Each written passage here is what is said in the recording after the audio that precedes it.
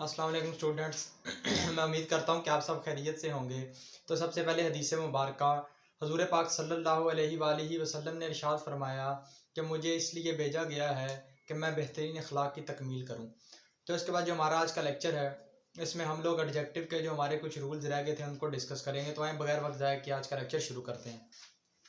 जिस तरह के आपको पहला रूल नज़र आ रहा है, सबसे पहले आपको जो दो वर्ड दिए गए हैं ओल्ड और दूसरा एल्डर।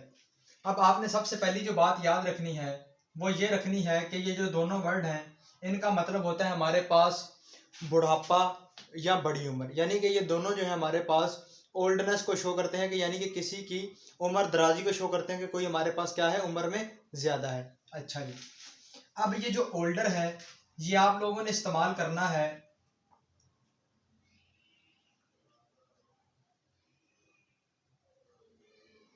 जो खून के रिश्तेदार ना हो, यानी कि ओल्डर आपने कब इस्तेमाल करना है, जब आपने क्या करना हो, जब आपके पास जो रिश्तेदार दिए गए हैं वो क्या हो, खूनी रिश्तेदार ना हो। और एल्डर कब इस्तेमाल करना है, खून के रिश्तेदारों के लिए, खून के रिश्तेदारों के लिए।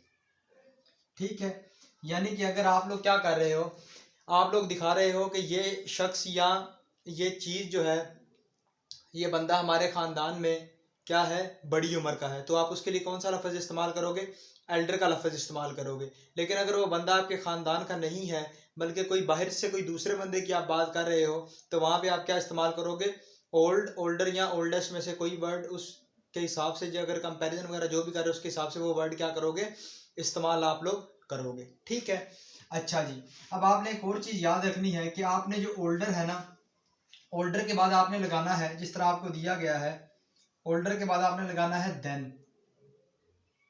ठीक हो गया, ओल्डर के बाद आपने क्या लगाना है, देन। और ये जो एल्डर या एल्डेस्ट है इसके बाद आपने लगाना है टू। ठीक हो गया, अब नीचे आपको मिसाल देते हैं, मजीद समझ आ जाएगी। वो कहता है my sister is dash to me.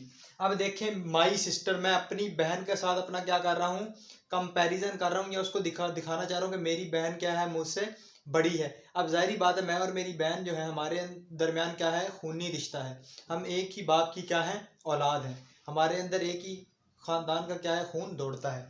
अब देखें, जैसे मैं बताऊंगा my sister is dash to me, अब इधर आएगा my sister is elder to me, यानी कि खूनी रिश्ते को शो कराने के लिए एल्डर इस्तेमाल होगा। अब देखें, एल्डर के बाद क्या आ गया आप लोगों के पास, टू। ठीक है, इधर देन का इस्तेमाल आप लोगों ने हरगिज नहीं करना। अब जो Aslam is dash than Ali, Aslam is older than Ali. अब देखें कि हमारे पास ऐसे ही हमने क्या किया, दो लोगों को क्या कर दिया, कंपैरिजन करवा दिया, जबकि वो क्या थे, हमारे पास खूनी रिश्तेदार नहीं थे।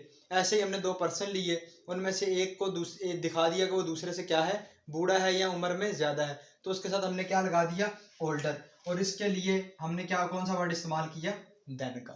मुझे उम्मीद है आपको ये समझ आ गई होगी।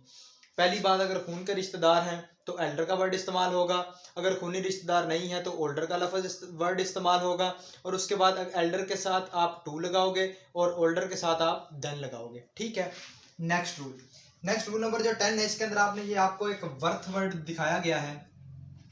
अब आपको ने याद रखना है कि इस वर्ड वर्थ का मतलब है काबिल कदर। ठीक है, अब आपने इसमें ये चीज याद रखनी है कि ये हमारे पास क्या होगा, इस वर्ड से पहले हमारे पास क्या होगा, नाउन होगा, नाउन के बाद ये हमारे पास क्या होगा, वर्थ का वर्ड होगा, और इस वर्थ के साथ जो हमारे पास वर्ब आएगी उसके साथ आईएनजी लगाएंगे। आगे समझ कि हमारे पास क्या होगा, इस वर्ड जो वर्थ है इससे पहले हमारे पास नाउन होगा, ठीक है, और उस वर्ड वर्थ के बाद जो हमारे पास वर्ब आएगी उसके साथ आईएनजी लगा देंगे। ठीक है, लेकिन अगर ये हमारे पास क्या हो जाए, अगर हमारे पास वर्थ आ जाए और वर्ब आईएनजी आ जाए, फिर आप लोग क्या लगाओ, नाउन लगाओ, तो ये पैटर्न आप लोगों के पास क्या है, गलत है। ये पैटर्न आप लोगों के पास क्या है, सही है। आपको पेपर में इस तरह का भी सवाल दिया गया होगा कि वर्थ और वर्ब की आईएनजी फॉर्म के बाद आपको नाउन दिया गया होगा, तो आपने आंखें बंद किए करके उसके ऊपर क्या लगाना है, उसके ऊपर क्रॉस लगा देना, यानी उसको फॉल्स कर देना कि वो आप लोगों के पास पैटर्न गलत है। सही पैटर्न क्या है, नाउन होगा, वर्थ होगा, और वर्ब की जो भी फॉर्म है उसके साथ आपने आईएनजी लगा देना है। ठीक है, इसकी मिसाल देखते हैं। वो कहता है this is the film worth watching. अब देखें ये आप लोगों के पास क्या है, फिल्म क्या है, आप लोगों के पास क्या है, नाउन है। ठीक है, उसके बाद आप लोगों के पास वर्थ आ गया, आपके पास फॉर्म दी गई थी, इसने फर्ज करो आपको वॉच दिया था, तो आपने क्या किया, वर्थ वाचिंग, यानी कि वो फिल्म काबिल दीद थी, यानी कि देखने के काबिल थी। आपने क्या किया, वॉच के साथ क्या लगा दिया, आईएनजी लगा दिया। नाउन पहले आ गया, उसके बाद आप लोगों के पास दूसरे नंबर पे वर्थ आ गया, और तीसरे नंबर पे वर्ब की फॉर्म के साथ आईएनजी, मतलब कि जुमला बिल्कुल परफेक्ट है, यानी कि जुमला ठीक है। अब जो दूसरा जुमला इसमें कहता है this is a worth enjoying site. अब देखें ये नाउन क्या आ गया, नाउन आप लोगों के पास एंड पे निकल गया, ये पैटर्न आ गया। नाउन बाद में आया, पहले नंबर पे क्या आ गया, वर्थ आ गया, फिर वर्ब की पहली फॉर्म के साथ आईएनजी। चलो वर्ब की सही फॉर्म तो सही लगी, आईएनजी लगा हुआ, लेकिन ये जुमला हमारे पास क्या है, गलत है। ये जुमला क्यों गलत है, क्योंकि हमारे पास इस जुमले में नाउन क्या आ रहा है, बाद में आ रहा है, और वर्थ आई वर्ब की आईएनजी फॉर्म वो हमारे पास पहले आ रही है।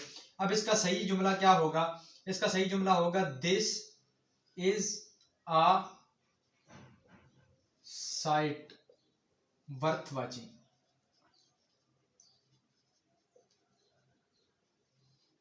ठीक है, इसको आपने क्या करना है, इसको ध्यान में रखना है, ये पैटर्न आप लोग फॉलो करोगे तो तमाम जुमले क्या होंगे, आपके पास सही हो जाएंगे।